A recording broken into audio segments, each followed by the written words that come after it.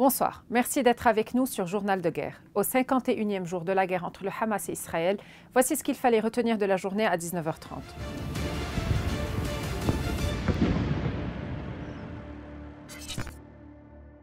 Nous commençons avec la situation à la frontière libano-israélienne. Au troisième jour de la trêve à Gaza, un calme prudent régnait dimanche matin dans le secteur ouest du Liban Sud. Occasionnellement, des drones de surveillance, notamment de type MK, ont violé l'espace aérien au-dessus du village de Tyr, principalement Naoura et la côte sud, s'étendant à l'espace aérien côtier de Tyr, Al-Mashab, Dheira et Ter Harfa. Parallèlement, des patrouilles de la FINUL, accompagnées de véhicules militaires, ont patrouillé dans les villages limitrophes d'Israël. Un total de 39 Palestiniens détenus par Israël seront libérés de prison dimanche, a annoncé le porte-parole du ministère des Affaires étrangères du Qatar. Dans le cadre d'un accord conclu entre Israël et le mouvement islamiste palestinien Hamas, 39 civils palestiniens seront relâchés aujourd'hui en échange de la libération de 13 détenus israéliens de Gaza, ainsi que d'un détenu de nationalité russe et de 3 Thaïlandais, a indiqué Majd El-Ansari dans un message sur X.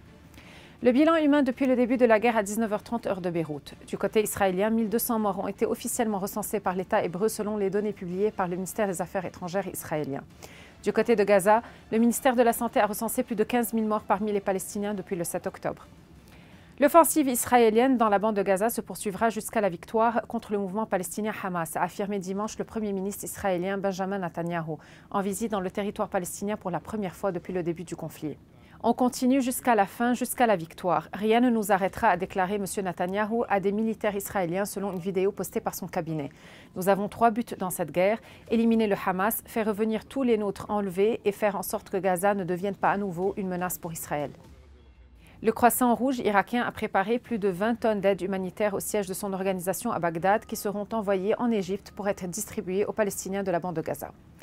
Merci de nous avoir suivis sur Ici Beyrouth. On se retrouve demain pour un autre résumé de la situation. Vous pouvez suivre toute l'actualité concernant cette guerre sur notre site web www.icibeyrouth.com sous la rubrique Guerre Israël-Hamas ainsi que sur tous nos réseaux sociaux.